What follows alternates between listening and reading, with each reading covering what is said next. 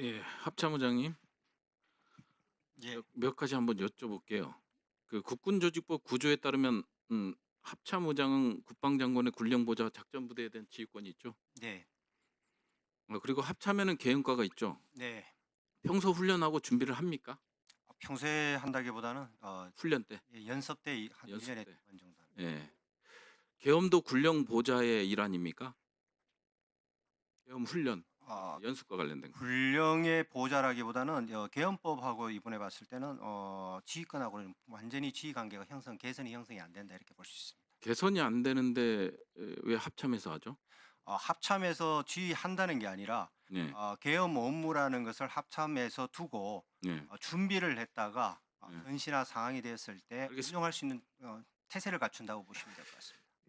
지난번에 의장님께서 군사작전은 절대로 조사나 수사의 개념이 아니라 지휘관의 판단과 결심 영역이다라고 말씀하셨어요. 계엄군이 이제 국회 들어오고 그 다음에 이제 선관위로 들어가는 게 군사작전에 해당됩니까? 안 됩니까?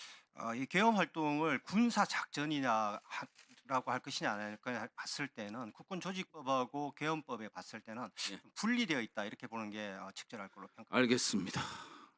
지난 1월 14일 날 이 자리에서 수방사 특전사의 작전 지휘권을 계함사로 인계할 때는 법령의 절차에 의해 장관님과 통수권자의 승인을 받아 인계할 수 있다라고 말씀하셨고요.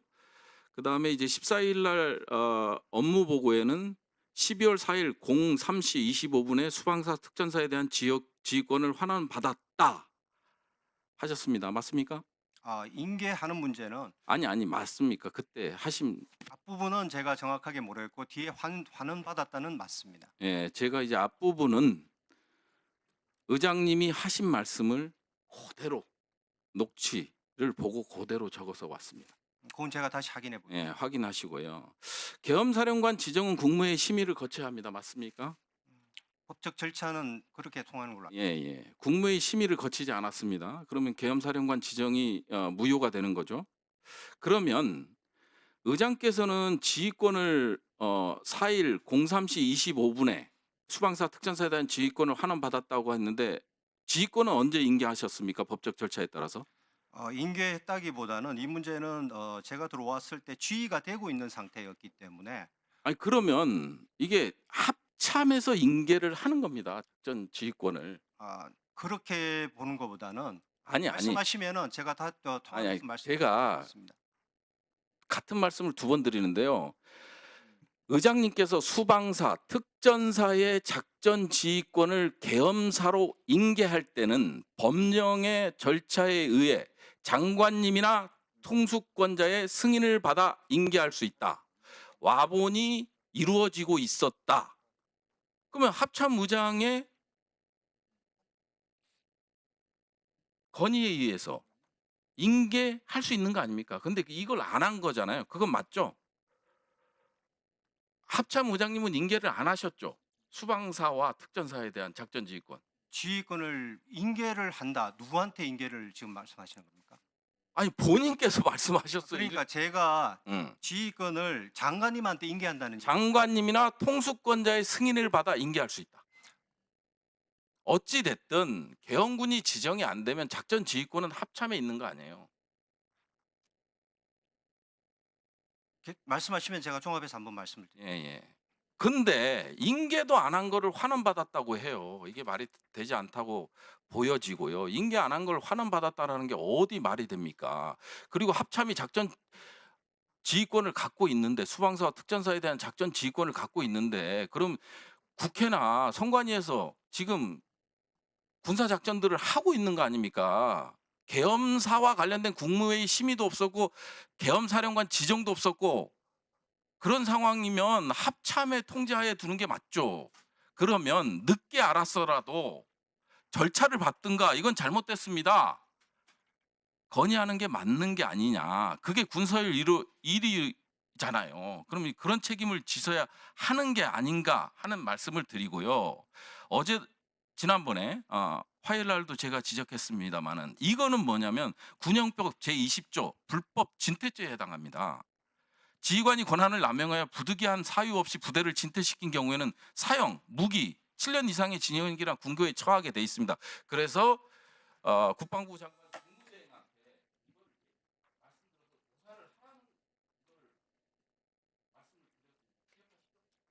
예, 그때 말씀하셨습니다.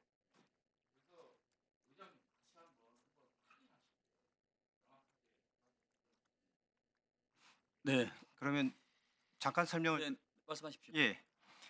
이 지휘권 관계의 문제가 저희들도 참모들하고 좀 법무실장하고 전체 얘기를 했습니다. 뭐냐면은 계엄에 대한 지휘권은 엄격히 분리되어 있습니다. 계엄의 지휘권과 그다음에 작전 지휘권은 저는 국방부 장관님의 군령권을 보좌해서 지휘하게 되어 있는데 일단 지금 상황이 발생했을 때 수방사와 특전사가 계엄사의 통제하에 있었고 그것이 진행되는 상태에서 사실은 저희들이 정확하게 파악을 못하고 있었습니다. 그거는 인정을 합니다. 상황 파악을 못했고 저희들은 일단 대북 작전의 경계 태세에 집중해서 들어갔고 그 이후에 1시에 국회에서 일단 계엄 해제의 안이 통과된 이후에 대통령이 왔다 가시고 그러면서 부대에 대한 통제권이 애매한 상태가 되어 있는 상태입니다. 법령적인 문제를 떠나서 제가 판단할 때는 그러면 이 부대가 철수해서 들어가는 부대를 과연 누가 지금 지휘를 해야 될 것이냐? 저는 국가와 국민의 일단 안전적인 군부대의 안전적인 통제와 철수에 대한 책임은 제가 해야 되겠다. 그런데 지휘를 장관님이 하고 있는 상태에서 계엄사와 장관님이 하고 있는 상태에서 이것까지 회수를 안 하고 환호를 안 하고 두면은 이건 어떻게 되느냐? 그렇기 때문에 제가 장관님께 요청을 합니다. 환호를 해 주십시오.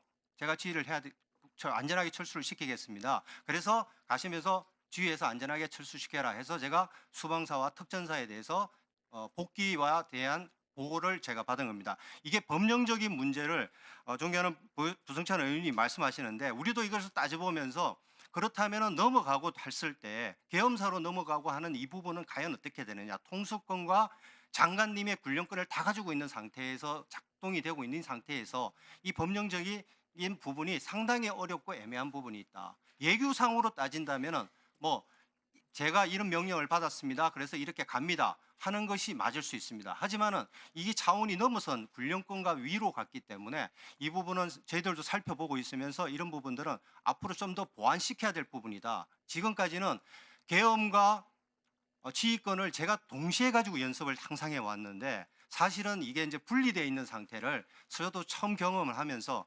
참모들도 상당히 이런 법령적인 측면에서는 어려움이 있으면서 이런 부분들은 조금 더 살펴봐야 될 문제가 아닌가 하는 그런 측면으로 개선되었습니다. 이 부분에 대해서는 법령이든 이런 부분들은 조금 더 저희들이 합참에서 한번 더 살펴볼 수 있도록 그렇게 하겠습니다. 이상입니다. 네,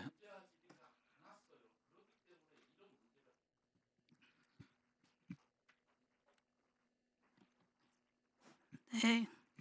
정진석 증인께 몇 가지 좀 여쭤보겠습니다. 국회 비상계엄 해제 의결 후에 한덕수 총리와 통화하셨죠? 의결 전에 통화했습니다. 의결 전에 통화하셨습니까? 한덕수 총리께서는 의결 후에 통화했다고 지난 청문회에서 말씀하셨는데 대통령께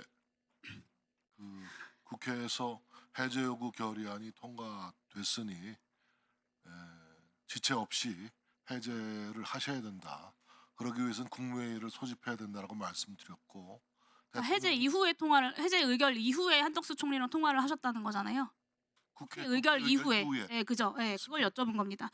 그 한 총리 말씀대로 빨리 종료를 시키자. 그리고 좀 전에도 말씀하셨지만 즉각 용산 대통령실에 모여서 대통령에게 건의를 하자.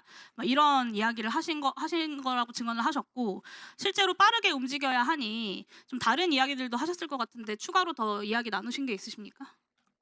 제가 총리님께 그때 이제 그 1차 국무회의 이후에 다 귀가하신 이후에 새벽 한 2시경 좀 넘어서 전화드린 걸로 주로 기억하는데 아무튼 제가 총리님께 전화드려서는 계엄 해제를 위한 국무회의를 소집해야 하니 다시 국무위원님들을 좀 소집해서 해주십시오. 빨리 나와주셔야 되겠습니다.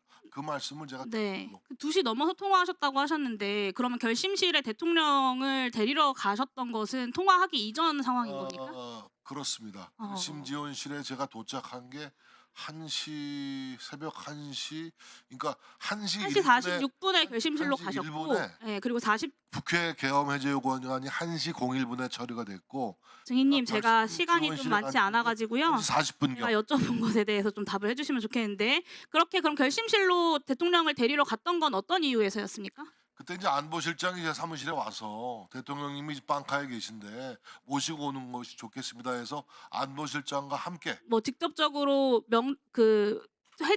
해제를 국무회의에서 건의 다뤄야 한다라는 건의하기 드리기 위해서 위해서. 가셨다는 거죠. 네. 대통령이 3분 만에 이제 같이 결심실에서 나와서 대통령실로 곧장 이동한 걸로 보이는데 맞습니까? 맞습니다. 네, 그리고 2시경 상황을 보면 신원식 실장이 박안수 증인한테 전화를 해서 병력 이동 제한을 시키고 한덕수 총리는 국무회의 소집 문자를 국무위원들에게 발송을 하고 증인은 대통령을 모시고 입장 전달을 계속 했을 거라고 저는 좀 추측이 돼요. 결심실 이후로 2시 30분 대통령실 들어가기까지 약 40분 정도의 긴 시간이 있었는데 이때는 계속 계엄 해제를 하셔야 된다라는 말씀을 드린 거죠?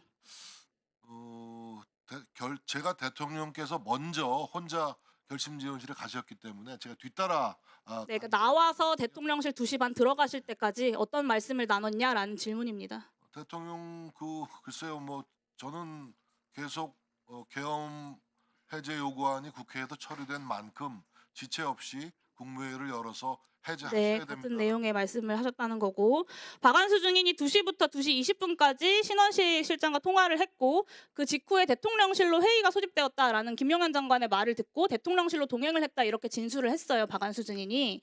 그러면 이 회의는 정진석 증인이 소집하신 겁니까? 아닙니다. 저는 그 김용현 장관을 그 순간에 본 기억이 잘 없습니다. 네, 그 증인의 그러면 대통령이 직접 결심실 이후에 증인에게 이야기를 듣고 이동을 하면서 국방부 장관과 계엄사령관을 그렇게 소집했네요. 하신 것 같습니다. 네.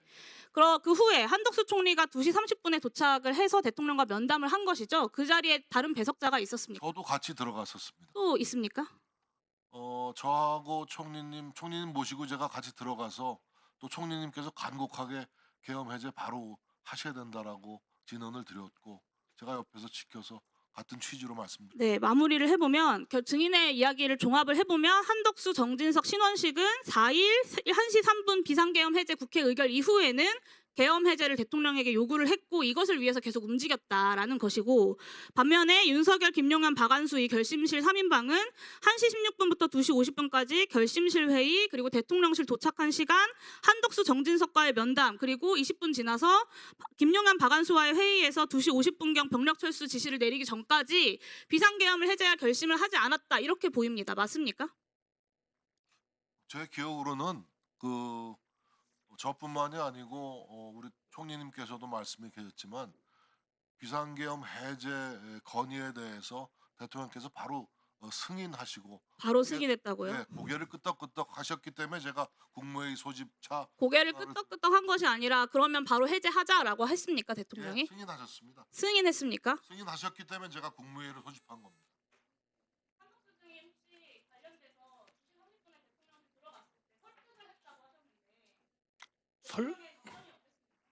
설득보다는 말씀을 드렸고요. 해제를 빨리 해야 된다.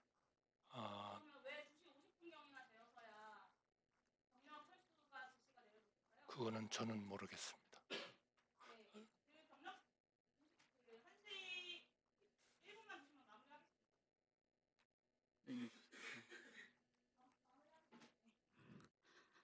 결심실 회의 그리고 대통령실 도착해서 2시 30분에 면담하고 그 이후에도 바로 승인했다고 하지만 사실은 병력 철수 지시 등이 이어지지 않았습니다. 그러니까 비상계엄 해제를 할 결심을 하지 않고 어떻게 하면 계엄 상황을 지속시켜서 국회와 선관위를 침탈할 수 있나라는 고민을 하고 있었다고 국회에서는 계속 2차 계엄 시도에 대해서 조사할 수밖에 없는 것입니다.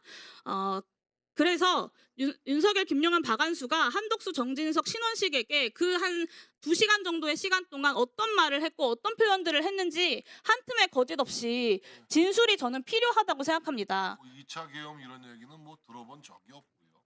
예. 그리고 제가 기억하는 것은 오롯이 그 계엄 해제를 지체 없이 하셔야 된다는 건의에 대해서 대통령께서 승인하신 점, 그 점이 또렷하게 제가 그렇게 하자라고 했습니까, 대통령께서? 그렇게 거기에 끄떡 그래서 제가 총리께 전화를 드렸던 겁니다. 그렇게 해야겠죠. 그렇게 해야겠죠라고 말씀하셔서 제가 나와서 바로 총리께 그 2시 넘어서 전화를 드렸던 겁니다. 이후에 그렇습니다. 예. 예. 네. 네. 자, 윤건영 의원님. 그리고 시간 멈춰 주시고 우리 이진동 차장님 나와 주십시오. 예, 나왔습니다. 예, 차장님 이 자리에서 거짓으로 위증하시며 처벌받는 거 알고 계시죠? 예, 2월 6일 날 김용현 씨가 차장님한테 전화를 한 겁니까? 차장님이 전화를 아까는 분명히 전화를 기억으로는 제가 한 걸로 기억하고 있습니다. 그걸 기억 못 하세요? 그럼 몇 시에 전화를 하셨어요? 저녁이었던 걸로 알고 있습니다. 자, 첫 번째 PPT 띄워주세요. 당시에 김용현이 차장님한테 전화를 했습니다. 정확하게 12월 6일 날 22시 09분에 전화를 한 겁니다. 따라서 김용현이 검찰 출석 설득을 위해서 차장이 전화한 게 위증이에요. 앞단에 이야기하신 게 아시겠어요? 제 기억으로는 제가 먼저 전화. 거짓말하지 마세요. 다음 PPT 봐주십시오. 왜 이렇게 하냐면요. 김용현이 전화하기 직전에 차장님에게 문자를 보냅니다. 12월 6일 날 22시 07분에 제가 문자 내용은 아쉽게도 보지를 못합니다. 못 봤으니까요. 그런데 이 문자를 받고 3분 후에 김용현 씨가 차장님한테 전화를 합니다. 기억 안 나세요? 아니, 그러니까 그 김영현 장관이 저한테 문자를 하고 그러고 나서 전화를 했다는 취지인가요? 네. 문자 한 것도 있는 것 같은데 있는 거 같아요, 전화를 차장님. 제가 전화를 한 다시 걸로 알고. 물어볼게요. 김용현 씨가 전화를 한 겁니까? 아니면 차장님이 전화를 하신 거예요? 저는 제 기억으로는 제가 전화 한 걸로 알고 있거든요. 검찰에서 확보된 진술하고 영 다릅니다, 차장님. 왜 이렇게 거짓말하세요? 아니, 자, 거짓말한 그리고 게 아니고 잠시만요. 저는 제가 질의하고 있는 중입니다, 차장님. 제 기억으로 차장님, 제가 질의하고 있는 중입니다. 차장님, 한 걸로만 얘기하는 겁니다. 지금. 위원장님 차장님. 끊어주시고 주의를 좀 주십시오. 사장님, 예, 지금 의원님께서 지금 질의를 하고 계시잖아요. 예. 그러면 그 질의 끝난 다음에 답변하셔야 되지 않겠습니까? 아니 그 답변할 기회를 안 주고 그냥 말씀하시니까 그게 아니니까 지금. 아니 거짓말이 아니라 자, 제 기억으로만 잠깐만요. 생각하고 진술하는 겁니다. 아, 제가 30초 드리겠습니다. 30초 더 추가로. 네, 말씀하십시오. 질의하면 되겠습니까? 네. 네. 앞서 차장께서는 수사팀 실무자라고 이야기하셨는데요. 다음 PPT 보십시오. 이창규 검찰 특수부장 수사가 차장이 통화하기 직전에 김용현에게 통화로 검찰 출석을 회유합니다. 이때 김용현이 이창규 부장한테 뭐라고 하냐면 대통령과 통화 후에 하겠다라고 합니다. 그런데 이 시기가 12월 6일 20시 40분부터 21시까지가 이 시기입니다. 제가 지금 시간을 역으로 해서 말씀드리는 겁니다. 예. 차장님, 이창규로부터 이런 내용을 이야기 들은 적이 있습니까? 제가 예, 아니오로 짧게 말씀해 주시면 좋겠습니다. 들은 적이 있냐 없냐입니다. 기억이 잘 안 납니다. 거짓말하고 계십니다. 자, 다음 PPT 봐주십시오. 김선호 차관님께 여쭙겠습니다. 이날 6일 날 20시 15분에 심우정 총장으로부터 전화가 왔습니다. 차관님께. 김용현 전 장관 번호를 달라. 맞죠? 번호를 달라가 아니고 연락하시는 방법을 좀 예, 협조해달라고 그 말입니다. 그래서 차관님께서는 한 10여 분 정도 찾아서 김용현 씨의 비화폰 번호를 전달합니다. 맞죠? 예, 그렇습니다. 자, 제가 거꾸로 가보겠습니다. 6일 날 저녁 8시경에 심우정 총장이 김선호 차관한테 연락을 하고요. 김선호 차관께서 비화폰 번호를 해서 심우정한테 줍니다. 이전 PPT로 넘어가십시오. 심우정 총장이 이창규한테 이야기를 해서 이창규 부장검사가 김용현과 통화를 시도합니다. 대통령 그랬더니 김용현 씨가 이렇게 이야기합니다. 대통령과 통화 후에 이야기하겠다. 이러고 나서 제가 알고 있는 한 피의자 윤석열 씨는 김용현에게 김지현 민정수석과 협의하라라고 이야기합니다. 시간 멈춰주시고 김지현 수석 나오십시오.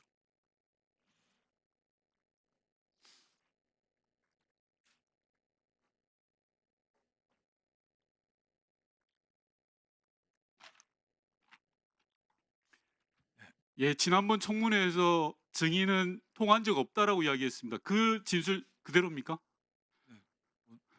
어떤 통화를 말씀하셨어요? 어떤 통화라뇨? 지난번 청문회에서 이 자리에서 물어본 거 아직 기억 안 나세요? 특별한 기억이 없다고 말씀드렸습니다. 특별한 기억. 자, 다시 물을게요. 그럼 그날 대통령 윤석열, 피의자 윤석열 또는 김용현과 통화한 적 있습니까? 없습니까?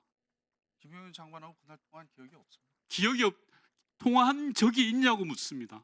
아 그러니까 지금 그때 당시에 자, 그럼 대통령과 통화한 적 있습니까? 예? 대통령과 통화한 적 있습니까?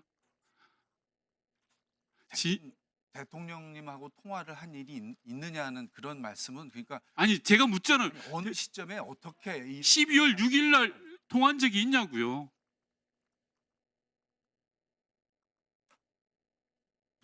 그러니까 제 대통령님하고 통화는 뭐 그 시기 전체 아니, 있냐 없는지를 답변하는데 그렇게 복잡합니까? 김용현 수석님? 장관의 출석과 관련해서 잠시- 전화 통화하거나 그런 얘기를 한 일은 들어가십시오. 없다고 말씀드렸습니다. 들어가십시오. 예. 예. 증인은 지금 위증을 밥 먹듯이 하고 있습니다. 지난번 이야기하고 완전히 다른 이야기를 지금 하고 들어가세요. 아니, 다른 들어가시고 건 아니고요. 답변 허가 질의는 답변을 하시려면 위원장 허가를 받고 이야기하시고요. 다시 이준동 총장 나오십시오.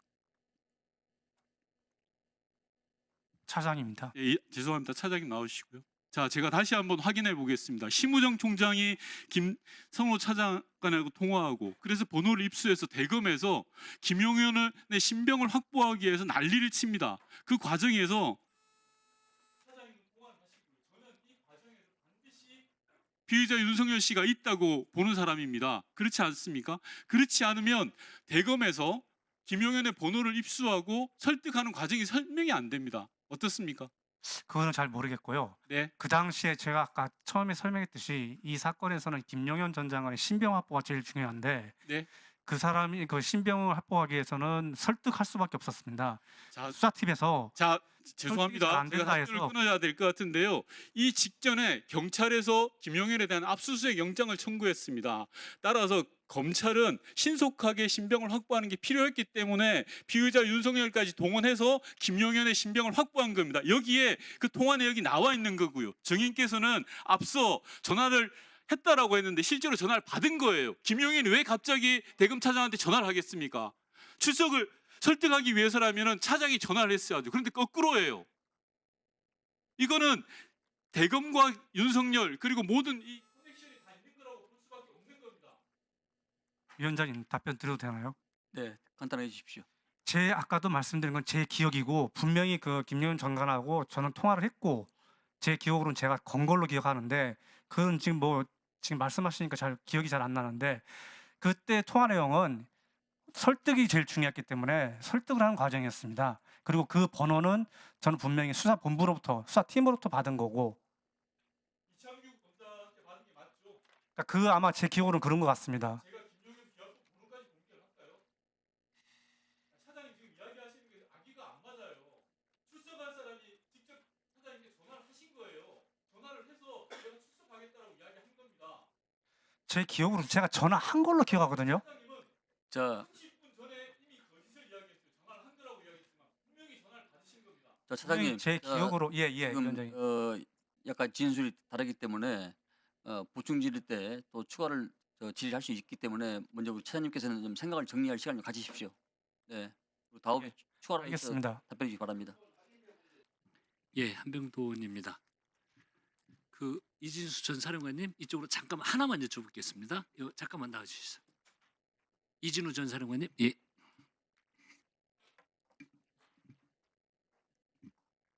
다른 것들은 다 생략한 거 하나만 확인하겠습니다. 네.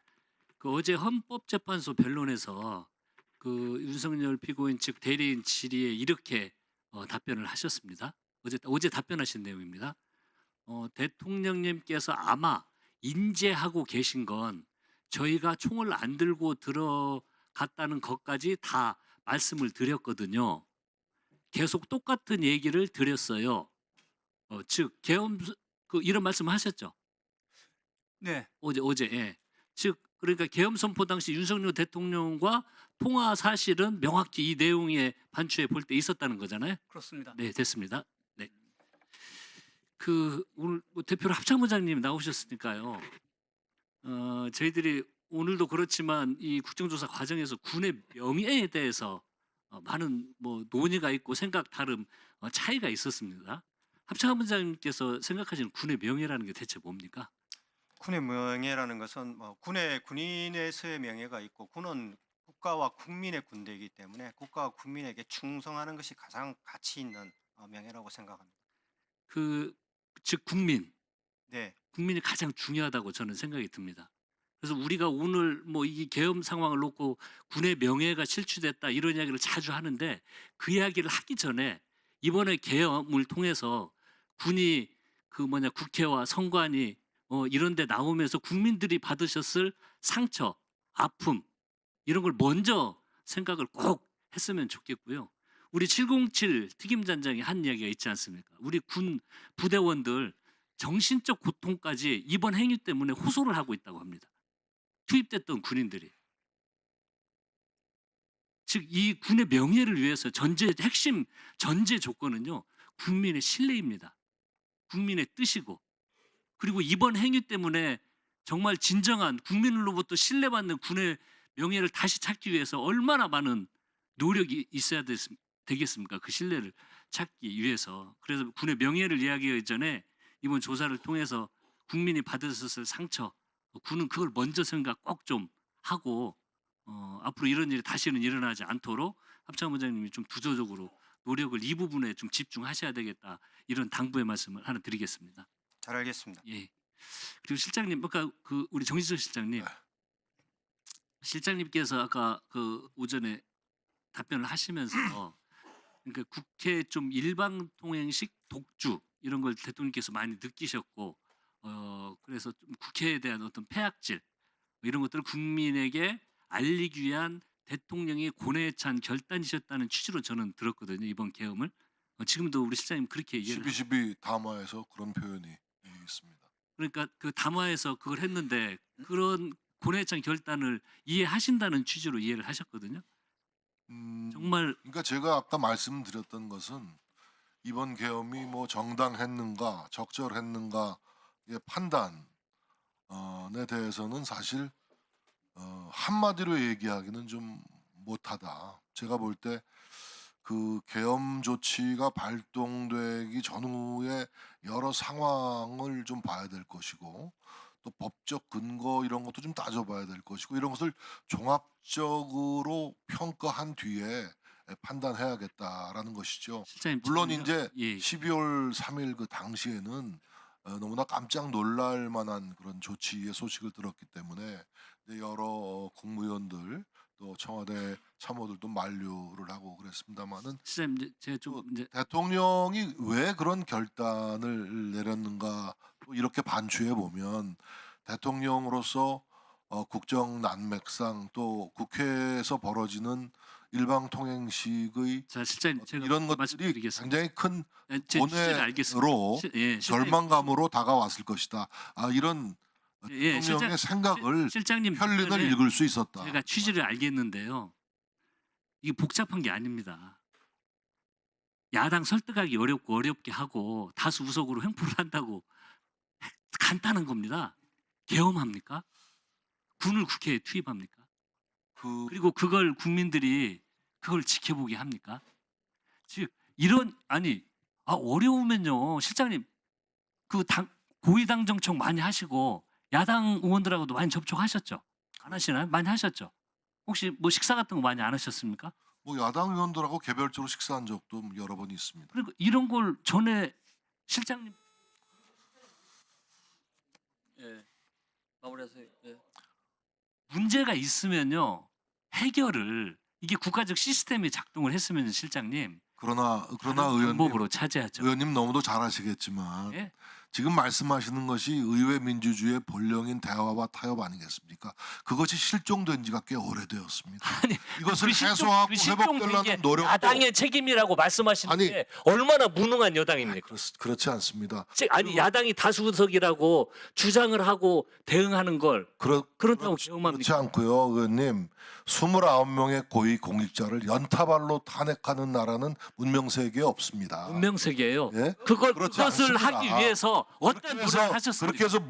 어떤 결과를 지금도 낳았습니까? 실장님은요 야당 탓만 하고 계시는 아니, 거예요. 그렇지 않습니다. 야당 탓하면 우리가 함께 반성해야 되는 이야기입니다. 여당으로서 우리가 그만큼 얼마나 무능했다는 걸 반증하는 이야기입니다. 어려울수록 풀으셨어야죠. 어려울수록 더 극복하셨어야죠. 그 방법은 계엄으로 해서는 안 되죠.